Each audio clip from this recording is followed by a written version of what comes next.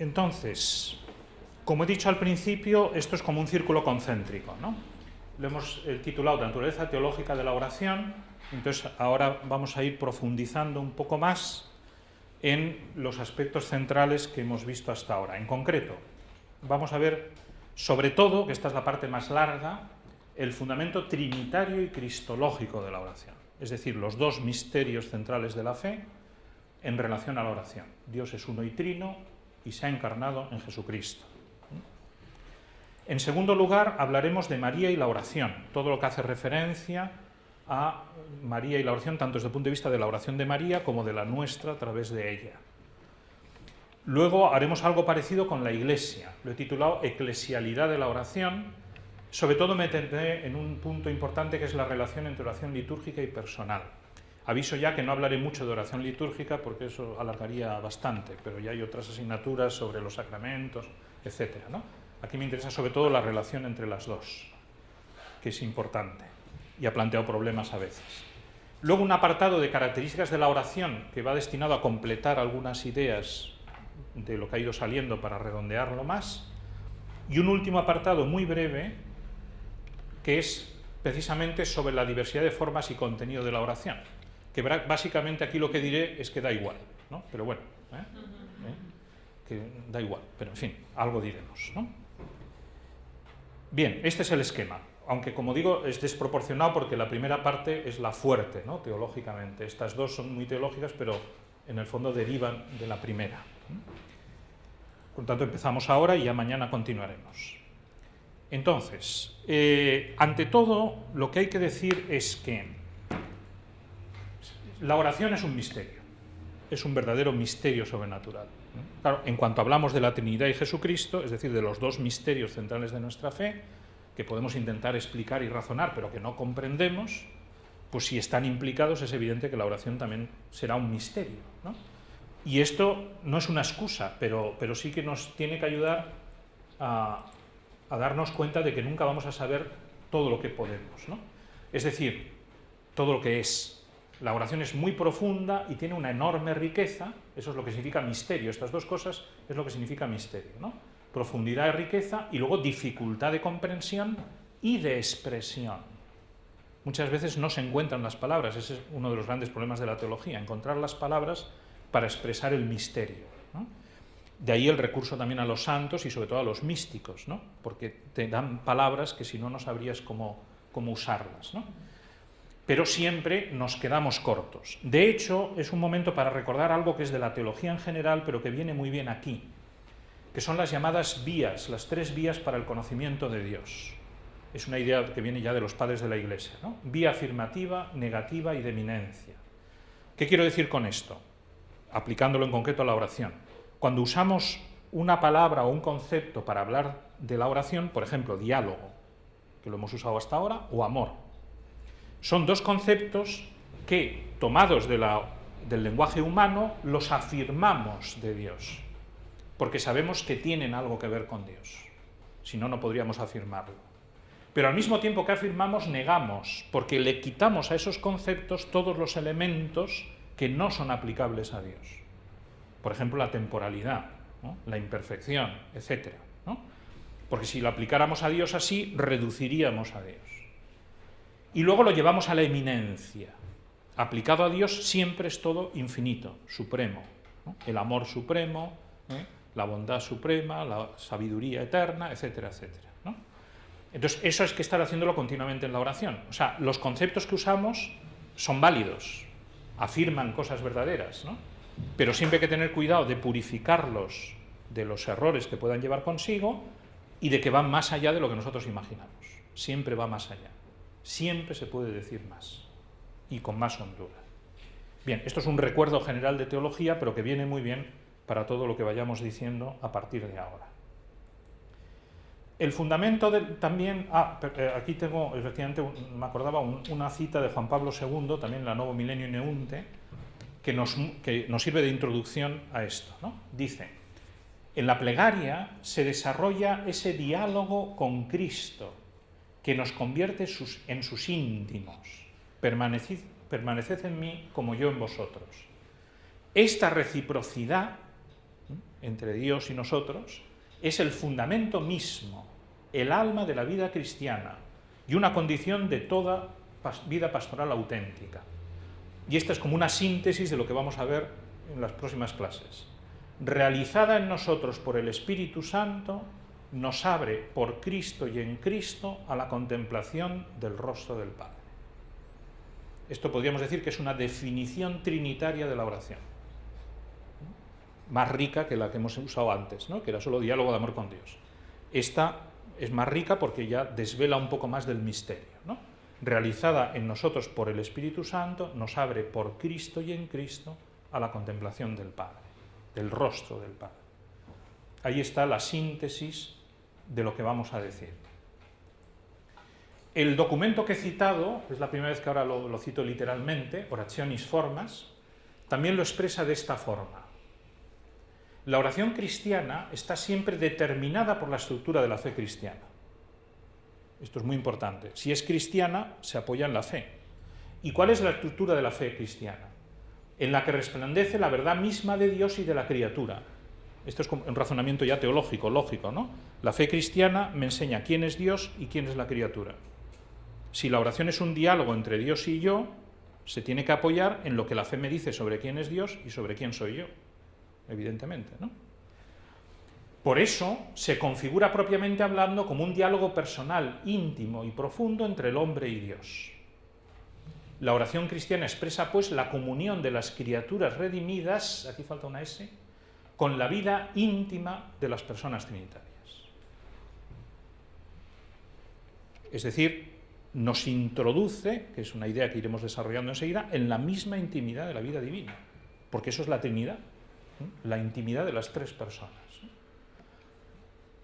Porque Dios es así, Dios es uno y es trino.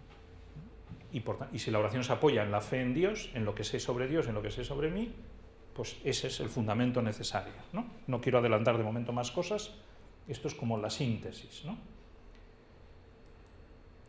Por tanto, si la oración se apoya en la fe en Dios, tenemos tres conclusiones de entrada muy importantes. Primero, Dios es personal, por tanto la oración es personal.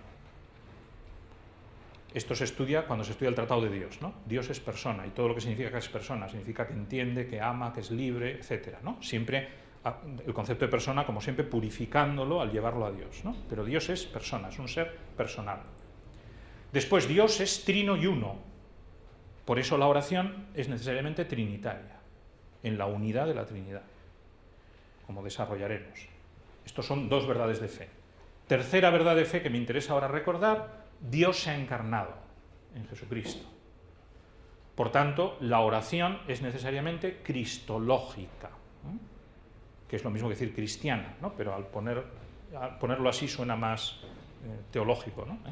Oración cristológica, trinitaria y cristológica, que es el título que he puesto, ¿no?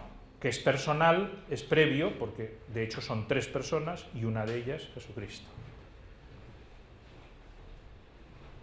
Como se ve, es simplemente, de momento, hacer un silogismo, ¿no? Que aplica los misterios centrales de la fe a el caso particular de la oración.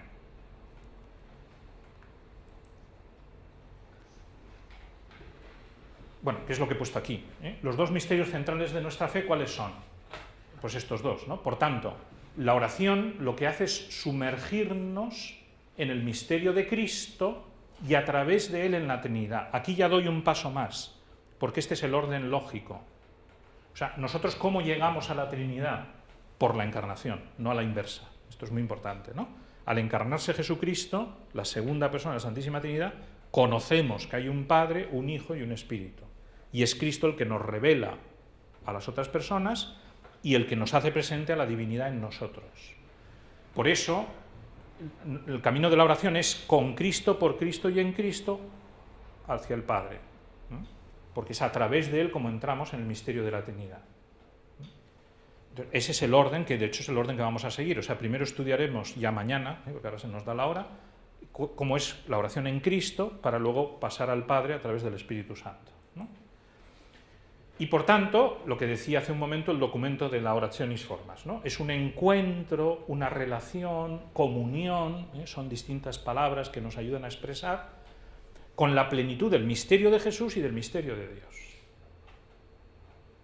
Es decir, sobre todo lo que quiero subrayar de momento es que no es algo superficial, no es una relación externa, sino algo profundo, porque penetramos en el mismo Cristo, no soy yo el que vive, Cristo vive en mí, y penetramos en la misma Trinidad, a través de Jesucristo, en la intimidad del Padre y del Espíritu Santo.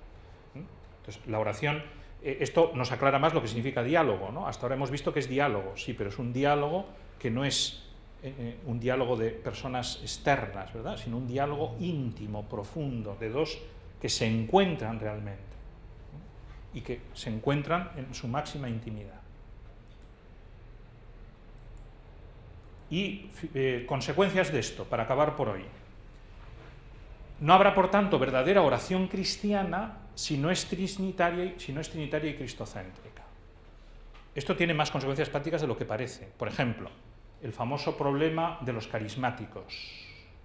Hay carismáticos muy buenos, santísimos, porque mantienen esto. Pero hay algunos que se salen de esto, porque el Espíritu Santo parece que vaya por libre, sin tener en cuenta a Jesucristo. Entonces, cuando supuestamente el Espíritu Santo va por libre, no es el Espíritu Santo. Será lo que sea, ¿no? Pero no es el Espíritu Santo. No podemos separar a la Trinidad. Cualquier oración, verdadera oración cristiana, es trinitaria. ¿La oración judía es oración? En este sentido, no. Con todo respeto, es oración preparatoria para la unidad de Jesucristo, pero no es oración, porque no es trinitaria. Y no reconocen que Jesucristo es Dios. ¿La oración musulmana es oración? Sí, también en sentido amplio sí, porque hablan con Dios. Pero no reconocen ni la Trinidad ni a Jesucristo. Por eso he puesto el calificativo cristiana, ¿no? Para que sea verdadera oración cristiana, tiene que ser trinitaria y cristocéntrica. Si no, no es verdadera oración cristiana, aunque sean oraciones válidas y camino hacia la verdadera oración. Pero son insuficientes, ¿no? Y por tanto también el camino de la oración y todas sus manifestaciones deben ser trinitarias y cristológicas. Aunque, aclaro a continuación, no siempre esto tiene que ser explícito, al menos implícitamente lo son. Pero también es bueno hacerlo explícito. Por ejemplo, eso lo hace la liturgia continuamente. Si uno va leyendo con atención los textos de la misa, siempre es al Padre, por Jesucristo nuestro Señor, por el Espíritu Santo, que es el que nos ilumina, el que nos enciende, el que nos mueve, ¿no? Al Padre en Cristo por el Espíritu. Siempre, siempre, todas las oraciones litúrgicas, ¿no? Lo van haciendo explícito, ¿no?, para recordarnos esto, ¿no?, de que esa es la verdadera oración cristiana. Pues, evidentemente uno no tiene que estar cada día pendiente de que me dirijo al Padre, pero en el fondo eso está ahí siempre presente, porque es la verdadera oración, tal como Dios se ha manifestado y tal como es la vida cristiana en su naturaleza.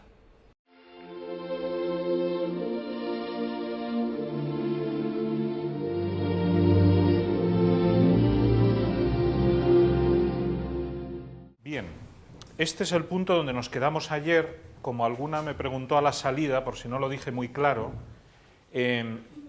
aquí he puesto, al menos implícitamente, siempre la oración cristiana es trinitaria y cristológica. Pero es bueno hacerlo explícito. Y puse el ejemplo de la liturgia, que lo suele hacer en muchas oraciones, ¿no?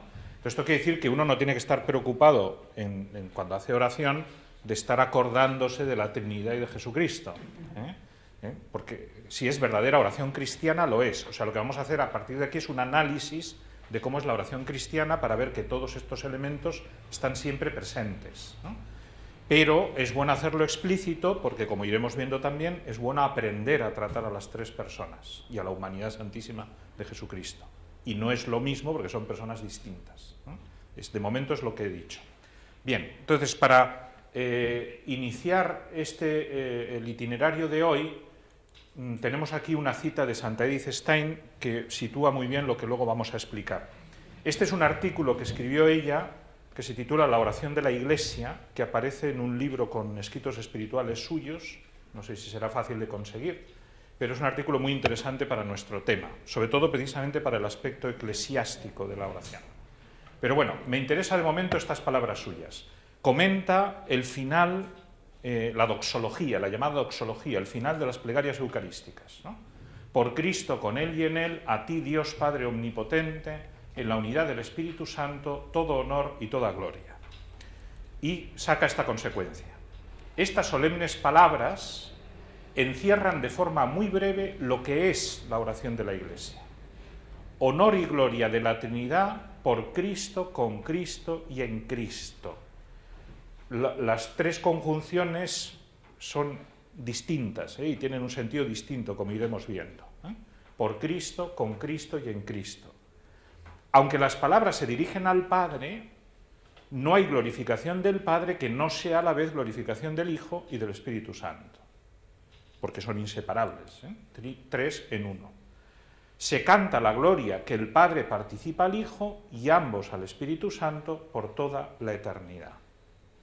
Aquí está Cristo, la unidad de la Trinidad y la distinción de la Trinidad, que son los tres elementos que siempre hay que mantener, ¿no? El equilibrio de la fe cristiana hace que siempre tengamos que estar manteniendo estos tres principios sin separarlos. Dios es uno y trino, y una de esas personas es Dios y hombre a la vez. Cuando te inclinas demasiado a la unidad, herejía. Si te inclinas demasiado a la Trinidad, herejía. Si te inclinas demasiado a la humanidad de Cristo, herejía. Si te inclinas demasiado a la divinidad de Cristo, herejía, que son todas las herejías de los primeros siglos, de hecho, y algunas recientes. Entonces, en la oración pasa lo mismo, ¿no? En la oración hay que mantener ese equilibrio. Se canta al Padre, dice, pero no se separa el Padre del Hijo y del Espíritu Santo. Pero es la gloria que el Padre participa al Hijo, porque el Padre es el origen del Hijo, y ambos al Espíritu Santo, porque son los dos de los que procede el Espíritu Santo. Edith Stein tiene una gran habilidad para estas cosas, para decir en pocas palabras un montón de cosas, ¿no? Esenciales, ¿no? En estos temas, con su mentalidad filosófica muy profunda, lo sabe hacer muy bien. Bueno, es decir, este puede ser un esquema que viene a decir lo mismo, por si ayuda, ¿no? La oración es diálogo con Dios, pero Dios es Padre, Hijo y Espíritu Santo.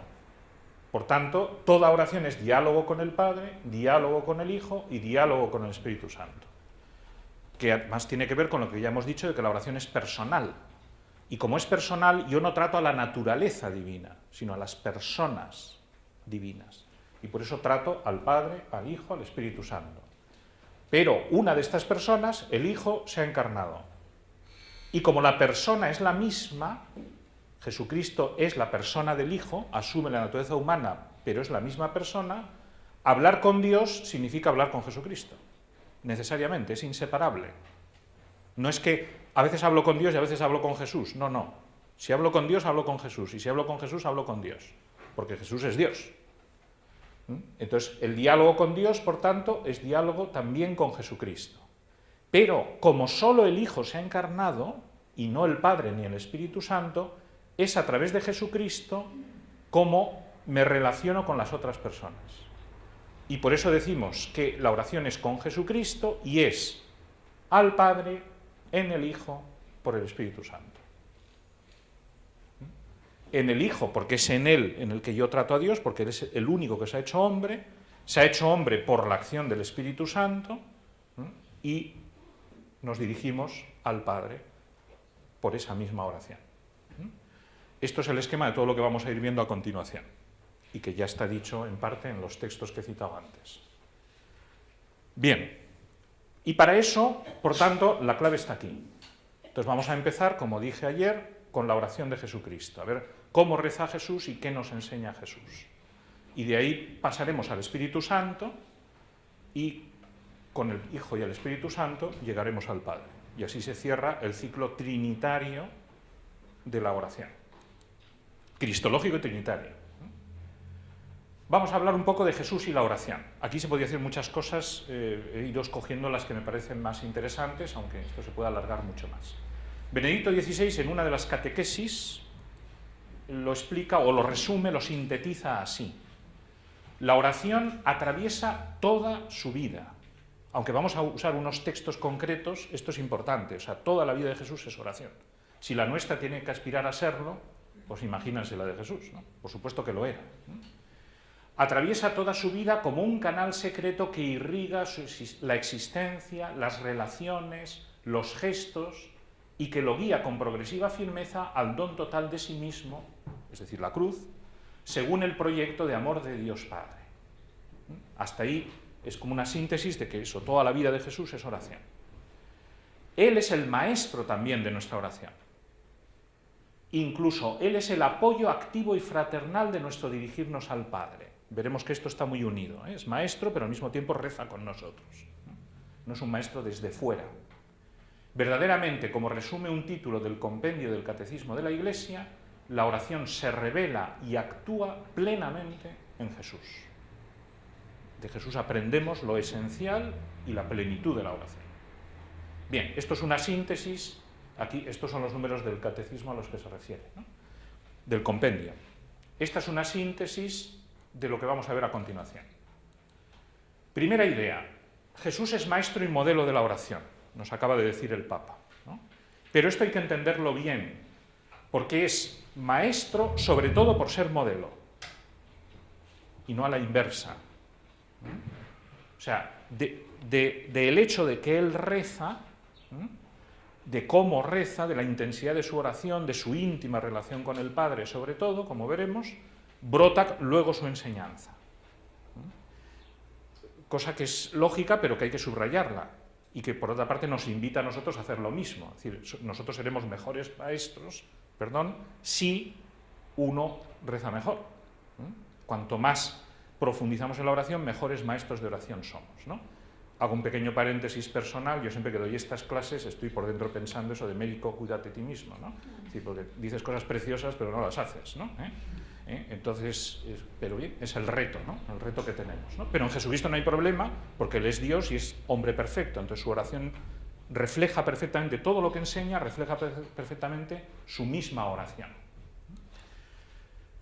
Es decir, no es un maestro teórico, externo, que en algunas materias los hay, ¿no? Que te van diciendo, haz esto, haz lo otro, pero que ellos son incapaces de hacerlo, ¿eh?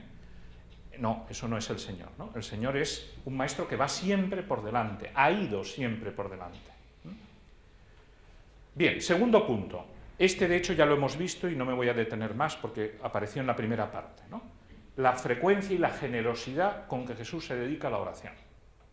Y lo vimos al hablar del recogimiento, y eso por la mañana, por la tarde, por la noche, etcétera, etcétera, ¿no? Es un primer punto, una primera enseñanza del Señor.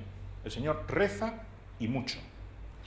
A lo que dijimos en esta primera parte, vamos a añadir ahora otro punto muy interesante, que es cómo hace Jesús oración en algunos momentos importantes. Es decir, si Él habitualmente es generoso en su oración, como vimos en la primera parte, en determinadas ocasiones todavía se dedica con más intensidad a la oración. Por ejemplo, en el bautismo nos cuenta San Lucas que Jesús, habiendo sido bautizado, estaba en oración. Ese primer momento de la vida pública en que Jesús es bautizado es un momento de oración. Esto es importante. Antes de empezar su predicación, esto es muy conocido, pero muy importante, se pasa 40 días en el desierto. Además, el Evangelio dice expresamente días y noches. O sea, da la impresión de que no durmió en los 40 días, rezando y ayunando. 40 días. O sea, para preparar su vida pública, 40 días de oración. Uno puede decir, bueno, no podía ser una semanita, ¿no? Hay prisa, ¿no? Tal. No, 40 días con sus noches de oración. Después, cuando elige a los 12 apóstoles, se pasa la noche entera en oración, la anterior. De ninguna de estas oraciones tenemos datos, pero uno se puede imaginar cosas, ¿no? Se puede imaginar al Señor, por ejemplo, esa noche, repasando uno por uno sus discípulos, hablando con el Padre, a ver, este valdría, este no, este tiene este problema, este tiene este defecto, este tal. Eso es lo que digo yo, ¿no? Deduzco eso, ¿no? Encomendándoles, por supuesto, etcétera, ¿no? Luego, San Pedro, igual, antes de la promesa del primado, que lo leímos hace poco en la versión de San Mateo, dice San Lucas, y sucedió que cuando estaba haciendo oración, se hallaban con él los discípulos y les preguntó, ¿quién dicen las gentes que soy yo? Y empieza ese famoso diálogo, ¿no? Que acaba con, tú eres Pedro. Entonces, o sea, el Señor estaba haciendo oración, también preparando la elección expresa de San Pedro. La transfiguración, otro momento cumbre de la vida de Jesús, de la vida pública, ¿no? El bautismo y la transfiguración, por ejemplo, aparecen los dos en los misterios de luz. Lo dice expresamente también San Lucas. La transfiguración sucede mientras él oraba. Él estaba haciendo oración en lo alto de la montaña, que era un sitio que le gustaba, y entonces tiene lugar todo lo que relata luego la transfiguración. Y por supuesto que luego nos detendremos un poquito más, preparando su pasión y su muerte, está la oración del huerto, etcétera, de las que hablaremos a continuación. Es decir, Jesús es muy generoso en su oración, reza todos los días con intensidad, pero cuando hay algún acontecimiento importante, lo apoya todavía más en la oración. Estamos hablando de oración personal, claramente, ¿no? Además de salmos y otras cosas que Jesús rezaba, que en eso no me detengo ahora, ¿no? Hablaremos algo cuando hablemos de la oración vocal. Seguimos adelante. El Evangelio nos recoge varias oraciones en voz alta de Jesús, no muchas, pero muy significativas, ¿no? Y que nos ayudan bastante a aprender a hacer oración. Por ejemplo, San Juan nos relata en una ocasión en que está Jesús esta es justo antes de resucitar a Lázaro. Capítulo 11 es la resurrección de Lázaro. Dice expresamente, Jesús, después del diálogo con Marta y María, ¿no? Cuando ya está delante del sepulcro, Jesús, levantando los ojos a lo alto, ya lo vimos en la oración sacerdotal, era típico signo de Jesús para decir, ahora me dirijo a mi Padre, y empieza igual, Padre, dijo, Padre, te doy gracias porque me has escuchado. Yo sabía que siempre me escuchas, pero lo he dicho por la multitud que está alrededor para que crean que tú me enviaste. Esta oración es muy interesante por varias cosas, aunque sea breve. Una, se ve claramente su relación íntima con el Padre, eso se ve en todas, pero también se ve su papel intercesor, no por mí, sino por ellos, ¿no? Que es otra constante que luego analizaremos un poquito más, ¿no? Lo digo por la multitud. Y también es un detalle interesante que Jesús da gracias antes de que ocurra el milagro. Todavía no ha hecho el milagro, pero ya está dando gracias a su Padre. Lo cual nos habla del sentido también de la acción de gracias y por supuesto que él sabe lo que va a pasar, ¿no? Pero ese sería otro tema. Luego, hay otro momento en el templo de Jerusalén en que de repente está Jesús hablando a la multitud y de repente, cuenta San Lucas esto, se llenó de gozo en el Espíritu Santo, muy interesante, para lo que luego veremos del Espíritu Santo, o sea, también a Jesús le mueve el Espíritu Santo a rezar. Es un misterio, porque él ya es Dios. Pero como hombre tiene la presencia del Espíritu y es el Espíritu el que le mueve a rezar. Y dijo, yo te alabo, Padre, siempre el Padre, Señor del cielo y de la tierra, porque ocultaste estas cosas a los sabios y prudentes y las revelaste a los pequeños. Sí, Padre, pues así fue tu beneplácito. Todo me ha sido entregado por mi Padre y nadie conoce quién es el Hijo sino el Padre, ni quién es el Padre sino el Hijo, y aquel a quien el Hijo quiera revelar. Entonces, de nuevo tenemos la intimidad suya con el Padre, un detalle muy bonito que es la referencia a los pequeños, luego volveremos sobre esto, la importancia de la humildad en la oración, que aparece muy destacada, el Señor da valor especial a la oración de los pequeños, aquí aparece también una idea de cierta medida de la contemplación. Dios revela a la gente más sencilla, ¿no? De eso iremos hacia el final. Y luego la afirmación final que hace Jesús, que tiene que ver con esta idea que ya estamos viendo, de que Jesús nos mete en la intimidad de Dios. A través de él nosotros entramos en relación con el Padre. Nadie conoce quién es el Hijo sino el Padre, ni quién es el Padre sino el Hijo. Nuestra oración es esa relación que viene de Jesús. Después tenemos también en voz alta la oración sacerdotal, que es todo el capítulo 17 de San Juan.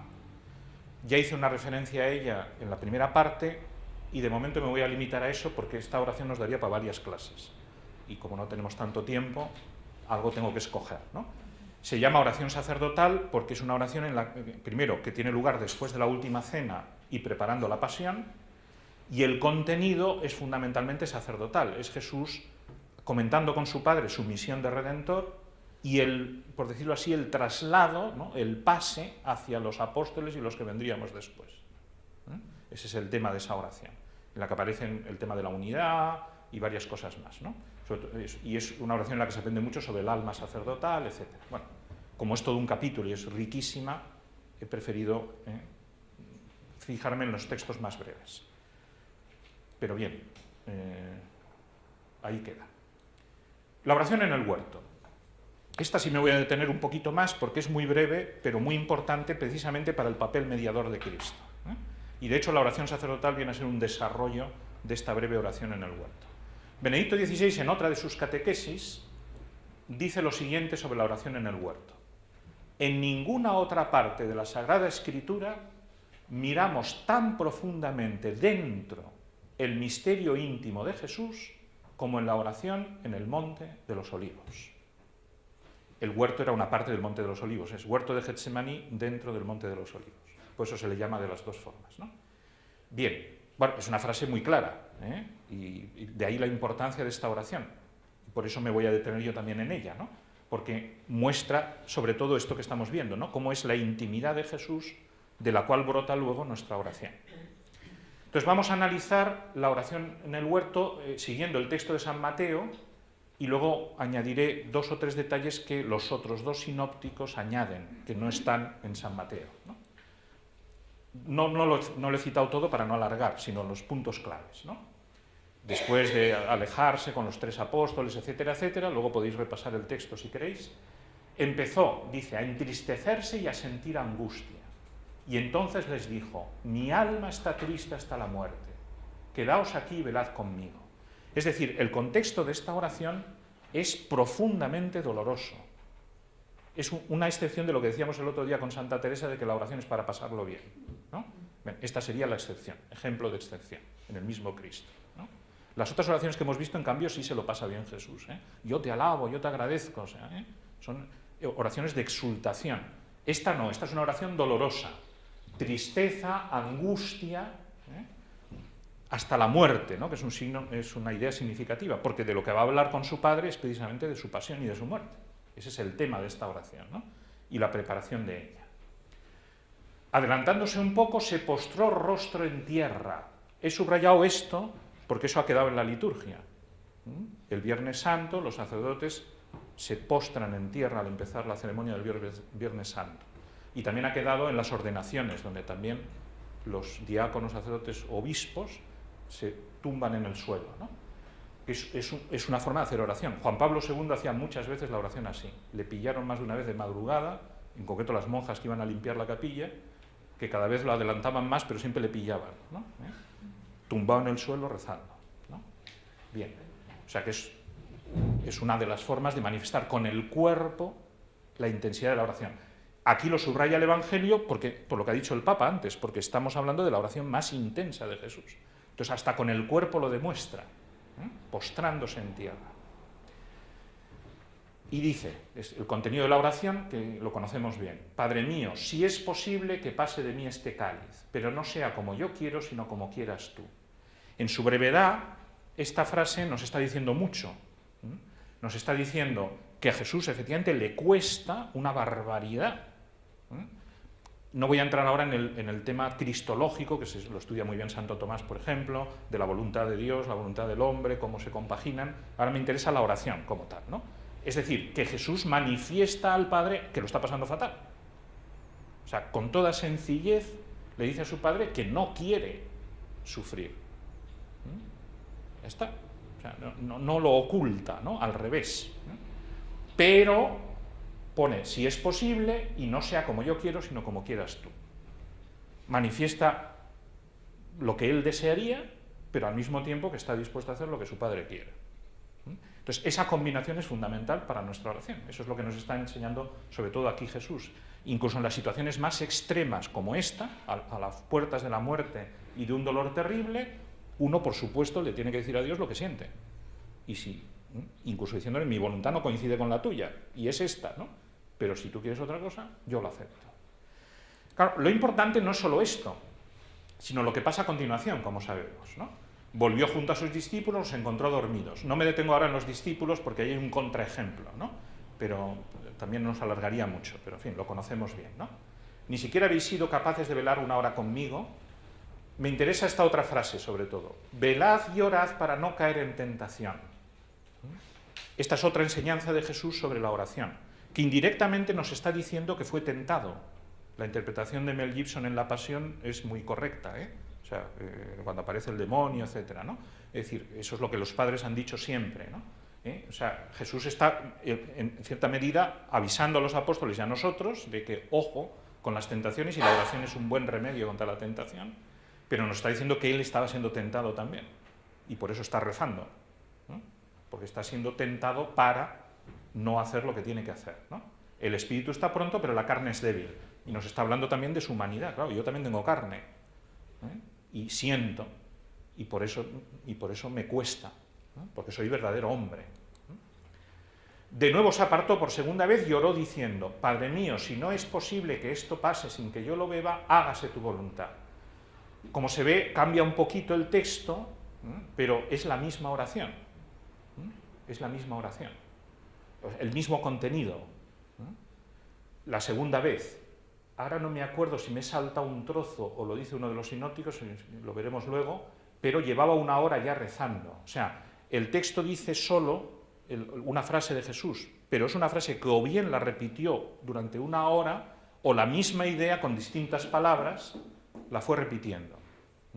Pero el Evangelio dice expresamente que fue 1 hora la primera vez, con lo cual se puede decir que llegó a 3 horas las otras 2 veces, ¿no?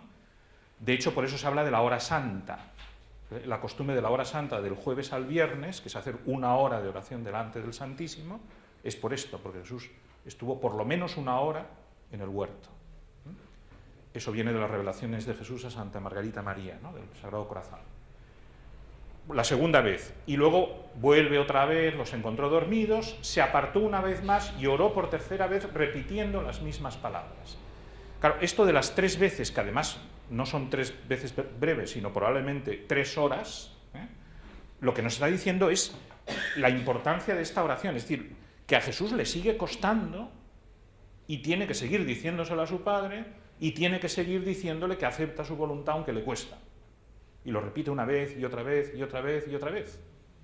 O sea, que no basta con una, ¿verdad? Si a él no le bastó con una, imagínese a nosotros, ¿no? Si él necesitó 3 horas como mínimo para acomodarse a la voluntad de su Padre, pero 3 horas de oración, que esto es lo importante, no de pensar o razonar, sino de rezar. Padre, Padre, Padre, ¿no? Una vez, otra vez, otra vez. Bien, algunos detalles que añaden los otros 2 sinópticos, porque San Juan no cuenta esta parte concreta. Como casi siempre San Juan va completando lo que los otros no cuentan, ¿no? San Marcos nos da estos detalles. Primero, todavía subraya más el contexto triste, ¿no? Comenzó a sentir pavor y a angustiarse. Yo estoy usando siempre la traducción de mi facultad, lógicamente. Si mis colegas han pasado 20 años haciendo una traducción de la Biblia, pues tengo que respetar su trabajo, ¿no? Digo esto porque las palabras son claves. Pavor es pavor, por lo menos en el castellano de España, que ya estoy viendo que aquí cambian muchas palabras, ¿no?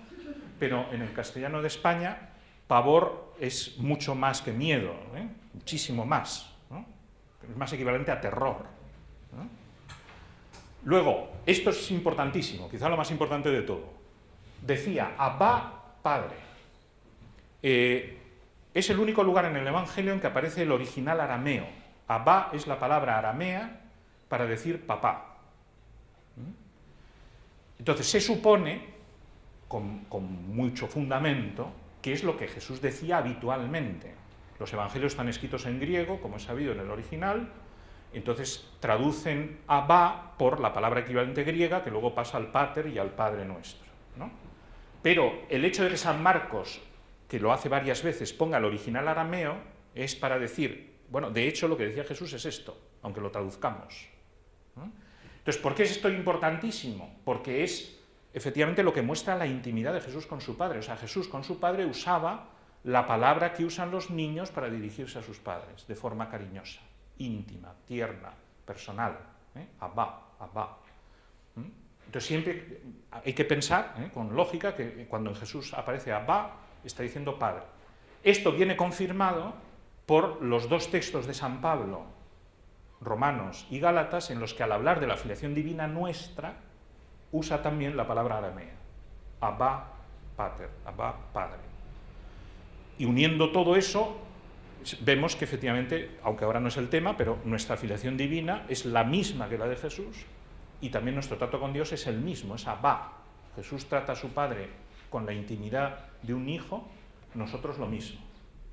Entonces la traducción correcta es: la forma en que yo trato a mi Padre, esa es la forma en que Jesús trata a su Padre.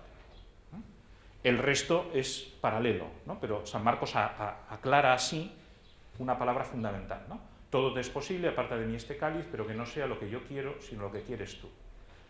San Lucas, por su... claro, es que tengo aquí una cita de Benedicto en que explica esto, de otra catequesis, ¿no?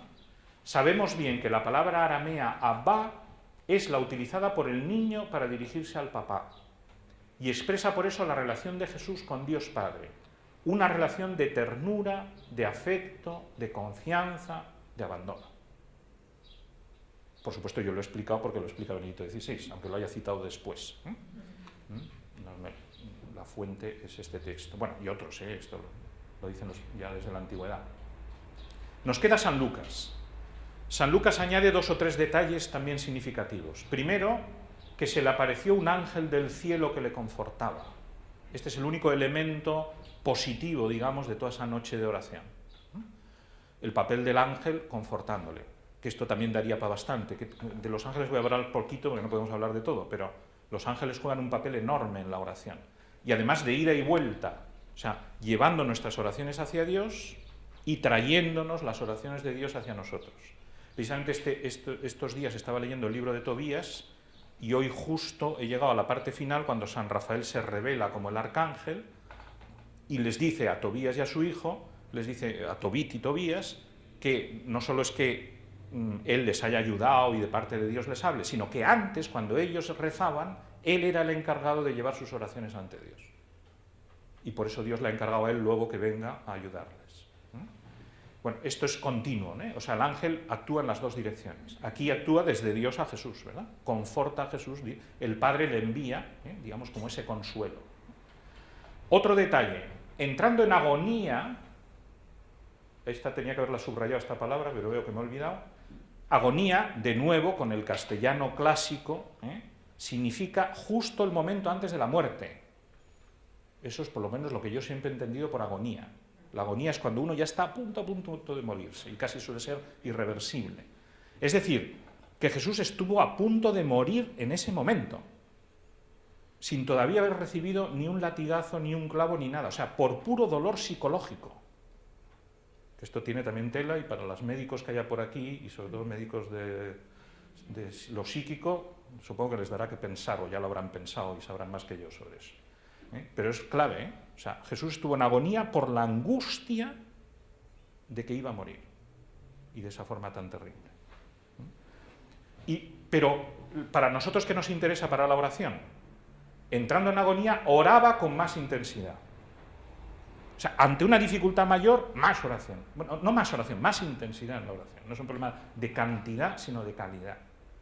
Y eso también nos muestra la infinitud del misterio de la oración, porque si Jesús, que ya tenía una oración perfecta, puede orar con más intensidad, eso quiere decir que no tiene límites.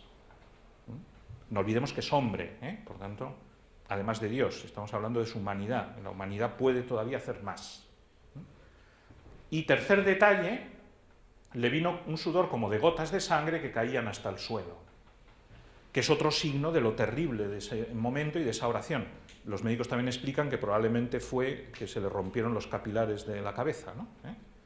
Por la tensión, y por eso empezó a gotear sangre. Pero bueno, fuera lo que fuera, también la relación entre alma y cuerpo, que es un misterio, como sabemos, ¿no? Entonces la angustia del alma se traduce en lo físico, que tiene que ver con lo de la muerte de antes, etcétera, ¿no? Bien, o sea, este es el cuadro, ¿no? Que desde el punto de vista de la oración nos está hablando de la intensidad, la generosidad, la sencillez, la intimidad con Dios, y al mismo tiempo que toda la pasión que luego vendrá no tiene un componente solo físico, ¿verdad?, de entrega física, sino un componente de entrega personal, desde lo más íntimo de Jesús hasta lo más externo, todo se entrega en ese holocausto al Padre. De hecho, hay muchos textos de los padres comparando las dos agonías, precisamente, ¿no? O agonía psíquica de Getsemaní, agonía física de la cruz. Eso da mucho de sí, teológicamente. Vamos precisamente a la cruz. En la cruz, como sabemos, Jesús pronunció 7 palabras, se suele decir que de hecho son 7 frases, ¿no? Por cierto, que leí hace unos días un librito de San Alonso de Orozco que se llama Las 7 palabras de María, muy bonito, un clásico, porque María también dice solo habla 7 veces en todo el Evangelio, ¿no? El número 7, como sabéis, tiene un simbolismo muy fuerte, ¿no?, en la Sagrada Escritura.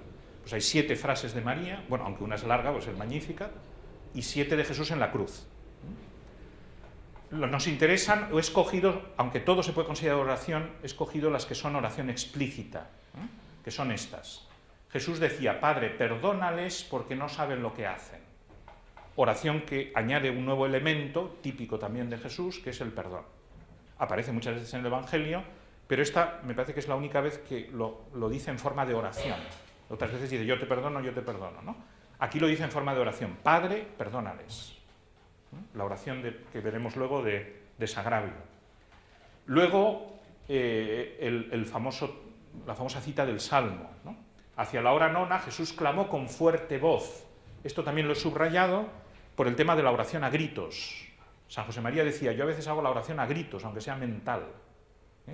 También la angustia de Jesús y el sufrimiento de Jesús le lleva a gritar, a hacer la oración a gritos. Elí, Elí, lema sabactani, que es otro de los lugares donde aparece el original, ¿no? Es decir, Dios mío, ¿por qué me has desamparado? Que es el inicio del Salmo 50 o 51, según las dos versiones. Algunos suponen que Jesús recitó el Salmo entero. Eso suena un poco fuerte, porque la Sábana Santa demuestra que hablar le costaría una barbaridad, porque tenía que elevarse con una mano, bueno, en fin, ahora no voy a entrar en esos detalles. Lo recitara o no, sí que hay que leer el Salmo, porque es la interpretación del texto, ¿no? Algunos interpretaron mal esta frase de Jesús, por ejemplo Lutero, en el sentido de que efectivamente Dios le había desamparado, con lo cual estás negando la divinidad, o por lo menos que perdió la divinidad. En fin, es un tema muy complejo, en el que no voy a entrar ahora. Pero no es así, porque el Salmo es al revés. El Salmo es una queja, pero que acaba en esperanza. O sea, en el fondo es una repetición de la oración en el huerto. Es lo que expresa el Salmo 50, ¿no? La desesperación que acude a Dios, a su Padre, pero luego acaba en un acto de confianza. Eso es lo que refleja esta oración. Y la tercera es la última, ¿no? Jesús, clamando con una gran voz, dijo: Padre, en tus manos encomiendo mi espíritu. Y diciendo esto, expiró. De nuevo la oración se dirige a su Padre. Esta es muy importante porque es digamos, la culminación, ¿no? Es el momento de su ofrenda. Ahora te entrego mi vida. De hecho, también la interpretación clásica desde los padres hasta nuestros días es que Jesús muere en el momento que quiere. Por eso, cuando dice esto, expiró.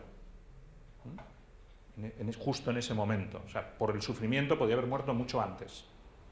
Casi todos eso coinciden también, ¿no? Incluso en la flagelación, cualquier otro ser humano hubiera muerto ya. Pero él aguanta hasta el momento en que le da la gana. Es decir, yo entrego libremente, lo había dicho él antes, ¿no? Voy a entregarme libremente, ¿no? Entonces es otro acto de libertad, ¿no? En tus manos encomiendo y en ese momento me muero, ¿no? Bien, con su gran precisión, Mel Gibson en la película de la Pasión, si recuerdan, cuando dice Jesús estas palabras, se va oyendo el corazón, que se va parando poco a poco, hasta que se para, ¿no? Esa es la oración en la cruz. Resumiendo esto, dice el Papa Benedicto XVI en otra catequesis: desde el comienzo hasta el final, lo que determina completamente el sentir de Jesús, su palabra, su acción, es la relación única con el Padre. Este es el punto más importante sobre el que volvemos una y otra vez. La clave de la oración de Jesús es la relación única, aunque luego veremos que a nosotros nos mete en esa relación. Pero es evidente que para él es única, porque solo él es el Hijo unigénito del Padre, solo él es Dios. Nosotros vamos detrás, pero nunca llegamos a esa intimidad que solo tiene él. En la cruz, él, eso debería estar con mayúscula, vive plenamente en el amor su relación filial con Dios que anima su oración. Aquí está la unión entre oración y sacrificio. O sea, en la cruz vive lo que siempre ha sido su relación, es decir, transforma en hechos esa entrega al Padre. La oración de Jesús ante la muerte es dramática, como hemos visto, ¿verdad? Como lo es para todo hombre, pero al mismo tiempo está impregnada de esa calma profunda que nace de la confianza en el Padre y de la voluntad de entregarse totalmente a Él. Entonces de aquí sacamos una lección para nuestras oraciones, ¿no? Cuando nuestra oración también es angustiosa, dramática, por el problema que tengamos o por lo que sea, Si hacemos la oración como Jesús, esa combinación de confianza, entrega y también de sencillez de manifestar lo que sentimos, entonces se produce esta paradoja, ¿no? Que en el fondo hay una calma profunda. Este es otro tema que en la teología de la cruz se estudia mucho, que ahora no voy a entrar, ¿no? Cómo Jesús, al mismo tiempo que estaba sufriendo muchísimo, en el fondo de su alma estaba unido a Dios y por lo tanto infinitamente feliz. Y es un punto clave para entender lo de la alegría con raíces en forma de cruz. A lo que he dedicado por ahí un artículo que tengo publicado, que luego si queréis os doy la referencia, pero no es el tema que nos toca ahora. Pues eso sería para otras clases, ¿no? El tema de la cruz, que es un tema delicado, ¿no? Bien, pero Jesús es lo que vivió en ese momento. Más cosas sobre la oración de Jesús. Hemos visto las oraciones concretas, ¿no? que van apareciendo en el Evangelio, pero ellas ya nos han ido revelando el fondo del misterio, que lo podemos resumir de esta forma. O sea, ahora ya me fijo en la oración de Jesús en relación con nosotros. Hemos ido viendo cómo reza Él, pero ya hemos visto que ahí vamos apareciendo nosotros, ¿no? Entonces vamos a sacar las consecuencias para nuestra oración. Y sobre todo la frase fundamental es esta: Jesús asume nuestra oración. Su oración es la nuestra. ¿En qué sentido? En un doble sentido. Primero, por el hecho mismo de la encarnación. Al ser Jesús verdadero hombre y asumir nuestra humanidad, asume todos los elementos de la humanidad, como sabemos. Esto tiene consecuencias en otros campos, el dolor, el trabajo, etcétera, la familia, pero en particular en este. O sea, Jesús asume la oración de cualquier ser humano, como hombre que representa a toda la humanidad, por el simple hecho de la encarnación. Es decir, toda esa vida de oración que decíamos al principio es nuestra también. Y luego, por la redención, como acabamos de ver al analizar los pasajes relativos a la oración en torno a la cruz. Jesús, su redención consiste precisamente en ofrecerse al Padre en nombre nuestro. Entonces, eso incluye los hechos, el sufrimiento, la muerte, la entrega, pero incluye también su oración. Al ofrecerse Él, está ofreciendo toda nuestra oración con Él. Así lo expresa el Catecismo. Lleva a los hombres en su oración, ya que también asume la humanidad en la encarnación y los ofrece al Padre ofreciéndose a sí mismo. De aquí brota algo que también se estudia en teología de Jesucristo, en cristología, que es cómo Jesús redime precisamente porque es a la vez hombre y Dios, bueno, tema que tampoco voy a desarrollar, porque esta es la asignatura de oración, ¿no? Pero para ir empalmando los que hayan estudiado esas otras asignaturas, todo eso empalma, ¿no? De hecho, la teología espiritual, si uno siguiera el orden, lo que pasa es que ya se sabe que en el cuadrienio no se sigue el orden, tendría que ser la última asignatura de todas, casi, porque tiene en cuenta todas las anteriores, ¿no? De hecho, en las facultades se suele hacer, ¿no? Se explica al final, porque tiene en cuenta la dogmática, sobre todo toda la dogmática, ¿no? Pero también la moral, etc. Bien, pero para nosotros ya el tema de oración está claro, ¿no? Allí asume nuestra oración en la encarnación y en la redención. Sigue diciendo, esto sigue siendo el Catecismo, citando a San Pablo, Hebreos. Él, el Verbo que ha asumido la carne, comparte en su oración humana todo lo que viven sus hermanos. Luego lo veremos también desde el punto de vista de la Iglesia, del cuerpo místico, ¿no? Pero eso, Jesús asume todo lo que es de los demás seres humanos. También de los que no rezan, porque nos ha redimido a todos. Otra cosa es que el que no lo acepta, pues no le redime. Pero él ha asumido la oración de todo el género humano. Para una última idea sobre la oración de Jesús en relación a nosotros. Esta es una idea de estas geniales de San Agustín, que tiene muchas, y que por eso el Catecismo de la Iglesia Católica lo recoge literalmente, ¿no?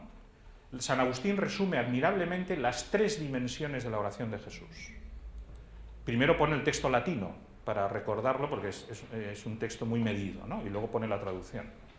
Orat pro nobis ut sacerdos noster, orat in nobis ut caput nostrum, oratur a nobis ut Deus noster, agnoscamus ergo et in illo voces nostras et voces eius in nobis.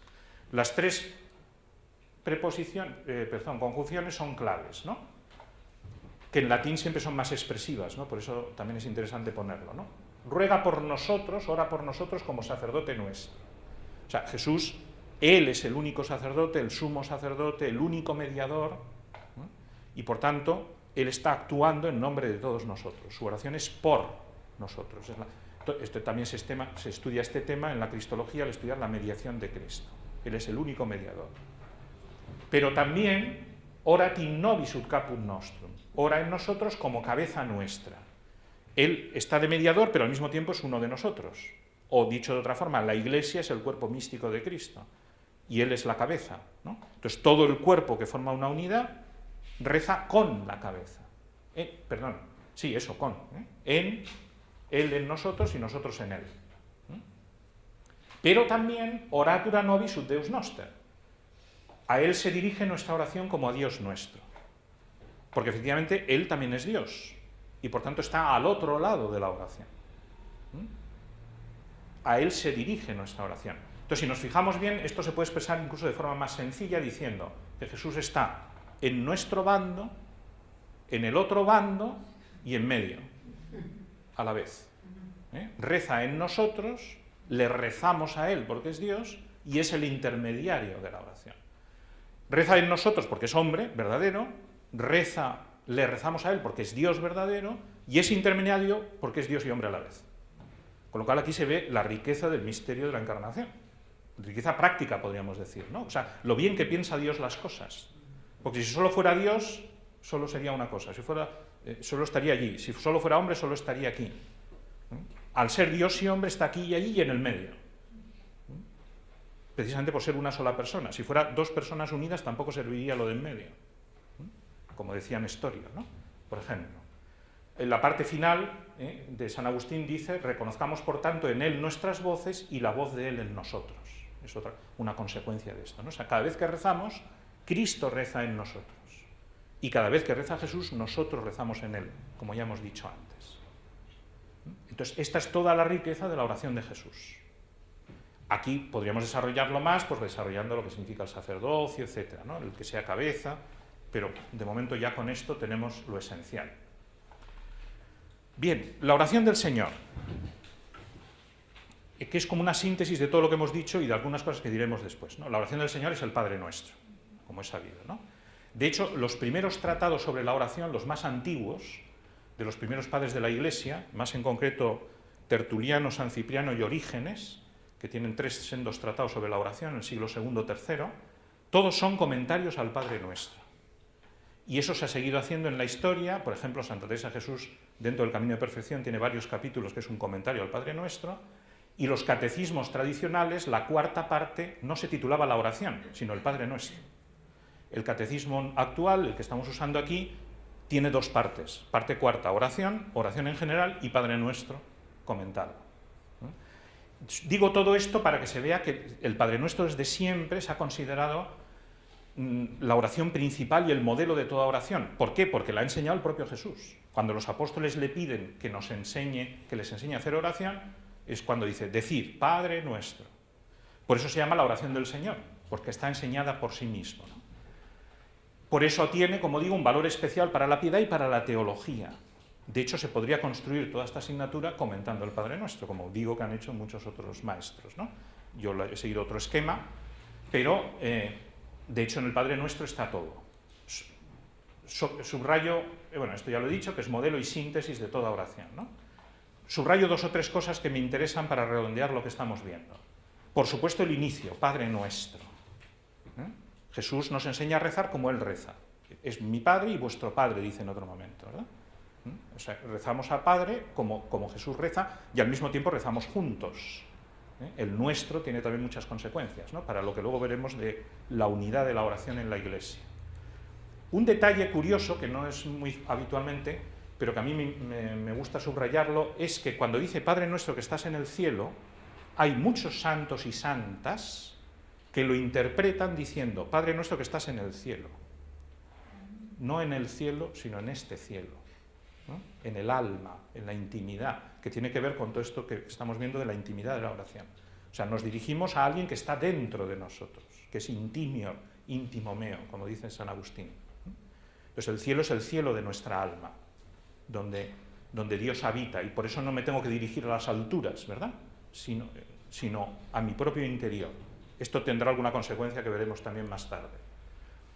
Luego, el Padre Nuestro incluye una primera parte de adoración a Dios, que es una de las formas más importantes de oración, y luego manifiesta tanto las necesidades espirituales como las necesidades materiales, que se pueden ir analizando en las distintas peticiones, ¿no? De hecho, también se puede ver casi cada petición desde el punto de vista material y espiritual. Y, finalmente, la última parte, precisamente, es también desagravio, ¿no? Líbranos del mal. Es decir, están casi todos los elementos propios de una oración. Evidentemente es una oración breve y no están todos, ¿no? Pero sí los más importantes y los más sintéticos, y, como digo, ha dado mucho de sí en la tradición. Bueno, vamos a oír un Padre Nuestro, ¿no?